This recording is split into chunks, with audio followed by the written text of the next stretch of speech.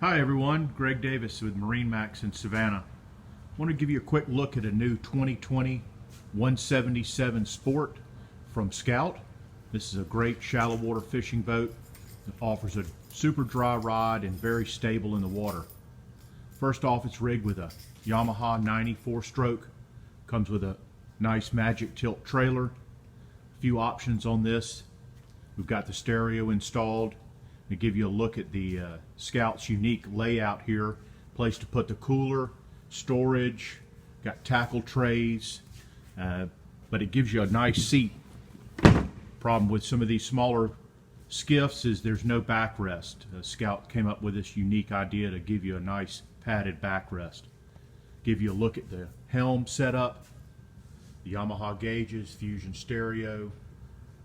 This one has hydraulic steering. Live bait well in front with rod holders. Really nice storage up front, anchor locker. Also give you a nice 5-gallon bucket storage. This one has 2 rod holders on the bow. Beautiful black color. Pre-wired for trolling motor. Can take a power pole. If you'd like more information on this boat or any boats that we offer at MarineMax, give us a call here in Savannah, area code 912-897-9881. Thanks.